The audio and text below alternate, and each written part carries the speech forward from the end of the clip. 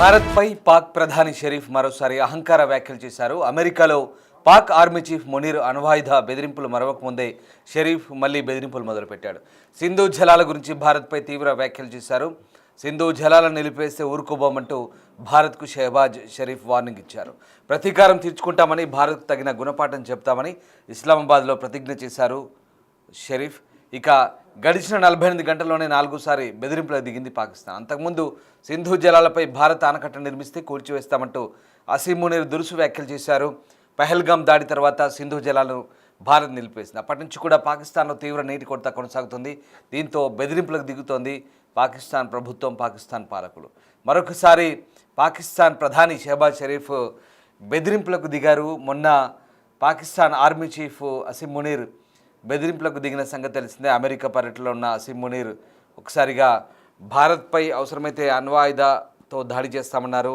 ఇక తమతో పాటు సగం ప్రపంచాన్ని కూడా తీసుకెళ్తామంటూ చెప్పిన వ్యాఖ్యలు, అహంకారపూరిత వ్యాఖ్యలతో మళ్ళీ ఇటు షెహబాజ్ షరీఫ్ కూడా ఏకీభవించినట్టుగా అనిపిస్తుంది. అవసరమైతే అణ్వాయుధ యుద్ధానికి కూడా తాము సిద్ధమంటూ ప్రకటించాడు. భారత్పై యుద్ధాన్ని రేకెత్తిస్తున్న పరిస్థితి కనబడుతుంది. ఇస్లామాబాద్, న్యూఢిల్లీ ఈ విషయంలో ఒకసారిగా మళ్ళీ పరిస్థితులు వేడెక్కిన సందర్భం కనబడుతోంది. సింధు జలాల ఒప్పందానికి సంబంధించి భారత్ ఖచ్చితంగా మళ్ళీ దిగి రావాల్సిందంటూ పాకిస్తాన్ డిమాండ్ చేస్తున్న పరిస్థితి కనబడుతుంది. భారతదేశం నుంచి పాకిస్తాన్ నీటిని కాపాడుతానంటూ పాకిస్తాన్ ప్రధానమంత్రి షెహబాజ్ షరీఫ్ ఈసారి ఏకంగా ప్రతిజ్ఞ చేస్తున్నారు ఇస్లామాబాద్లో. ఇక ఈ విషయంలో తీవ్రమైన పరిణామాలు ఉంటాయంటూ కూడా భారత్ని హెచ్చరిస్తున్న పరిస్థితి కనబడుతుంది. ఇక ఒక్క చుక్క నీటిని కూడా వదులుకోమంటూ పాకిస్తాన్ ప్రధాని షెహబాజ్ షరీఫ్ చేస్తున్న వ్యాఖ్యలు మరొకసారి ఉద్రిక్తతను రెచ్చగొట్టేలా కనబడుతున్నాయి. పహల్గామ్ ఉగ్రదాడి జరిగిన తర్వాత భారతదేశం పాకిస్తాన్పై వరుస చర్యలు తీసుకుంది. 1960 నాటి సింధు జలాల ఒప్పందాన్ని రద్దు చేసుకుంది. అలాగే అక్కడి పౌరులకు వీసాలు కూడా రద్దు చేసిన పరిస్థితి కనబడుతోంది. ఇక దీంతో ఒకసారిగా పాకిస్తాన్ సీమాంతర ఉగ్రవాదన ఆపేసే వరకు కూడా సింధు జలాల ఒప్పందం నిలుపుదలలో ఉంటుందంటూ భారతదేశం ప్రకటించింది. అయితే నీటిని ఆపడానికి ఏదైనా జోక్యం చేసుకుంటే యుద్ధ చర్యగా పరిగణించబడుతుందంటూ పాకిస్తాన్ పదే పదే హెచ్చరిస్తోంది. ఇక పాకిస్తాన్లో ఒక్క చుక్కను కూడా లాక్కోలేరని గుర్తించుకోండి అంటూ ఇస్లామాబాద్లో జరిగిన ఓ కార్యక్రమంలో ప్రధానమంత్రి షరీఫ్ భారత్ని హెచ్చరించారు. మా నీటిని నిలుపుకుంటామని మీరు బెదిరిస్తే తీవ్ర పరిణామాలు ఉంటాయంటూ ఆయన భారతదేశాన్ని హెచ్చరించారు.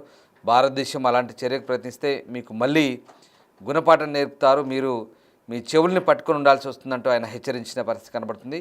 ఒక్కరోజు ముందు మాజీ విదేశాంగ మంత్రి Bilawal Bhutto Zardari Indus water treaty సస్పెన్షన్ను సింధు లోయ నాగరికతపై దాడిగా అభివర్ణించిన విషయం మనకు తెలిసింది. దాని తర్వాత వరుసగా పాకిస్తాన్ పాలకులు ఇలాంటి స్టేట్మెంట్ ఇస్తున్నారు.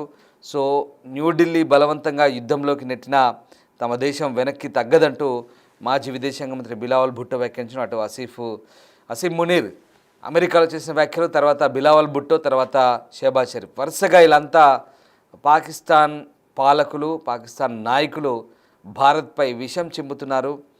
అంతకుముందు ఫ్లోరిడాలోని టంపాలో పాకిస్తానీ ప్రవాసులను ఉద్దేశించి ఆర్మీ చీఫ్ అసీం మునీర్ చేసిన వ్యాఖ్యలు ఒకసారిగా రెచ్చగొట్టేలా తయారయ్యాయి. పాకిస్తాన్కు నీటి ప్రవాహాన్ని నిలిపివేస్తే ఇస్లామాబాద్ ఏ ఆనకట్టనైనా నాశనం చేస్తుందంటూ ఆయన మాట్లాడారు.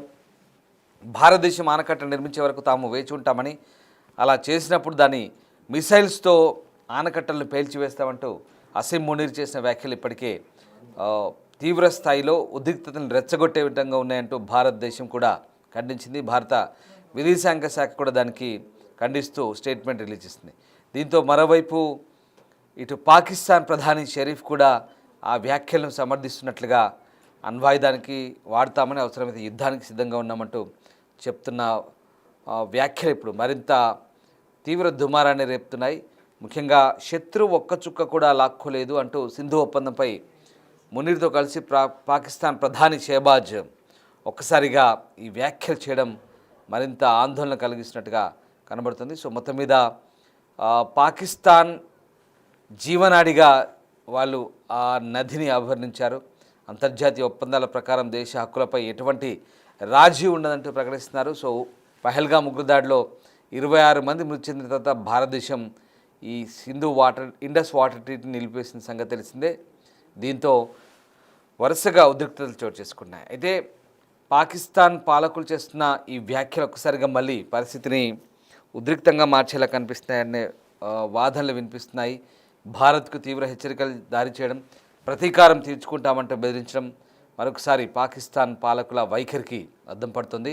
భారతదేశానికి కొత్త కొత్త బెదిరింపులు చేస్తున్నారు. పాకిస్తాన్ ప్రధాని భారత్ను ఒక్క చుక్క నీటిని లాక్కోవడానికి కూడా అనుమతించబోమంటూ చెప్తున్న పరిస్థితిని ప్రస్తుతం మళ్ళీ భారత్ పాకిస్తాన్కు ఉద్రిక్తతలు పెంచే విధంగా ఉన్నట్టు విశ్లేషకులు కూడా భావిస్తున్నారు. తిరిగి భారత్ పైనే నెపం నెట్టే ప్రయత్నం చేస్తున్నారు.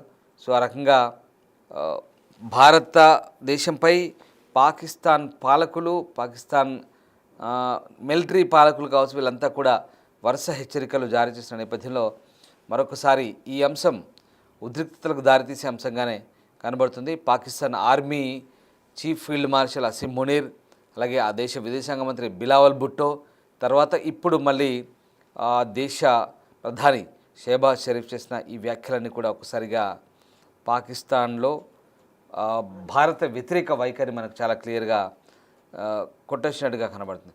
సో మొత్తం మీద పాకిస్తాన్ పాలకులు మళ్ళీ భారత్ను రెచ్చగొట్టడం చూస్తుంటే ఉద్రిక్తతలు మళ్ళీ తలెత్తలా ఉన్నాయనే అనుమానాలు కూడా వ్యక్తమవుతున్నాయి. అయినప్పటికీ కూడా భారత ప్రభుత్వం చాలా ఓపిక్గా నిశ్చితంగా వారి వ్యాఖ్యలను గమనిస్తోంది. ఎట్టి పరిస్థితుల్లో వాళ్ళు రెచ్చగొట్టినా కూడా భారత్ పెద్దగా లెక్క చేయట్లో చాలా లైట్ తీసుకుంటున్న పరిస్థితి కనబడుతుంది. ఈ నేపథ్యంలో ఒకసారిగా పాకిస్తాన్ పాలకులు భారత్పై చేస్తున్న ఈ వ్యాఖ్యల్ని అంతర్జాతీయ సమాజం కూడా గమనిస్తోంది. ముఖ్యంగా ఇండస్ వాటర్ ట్రీటీ విషయంలో పాకిస్తాన్ పాలకులు చేస్తున్న ఈ రెచ్చగొట్టి వ్యాఖ్యలపై అయితే భారత విదేశాంగ శాఖ ఎప్పటికప్పుడు గమనిస్తుంది.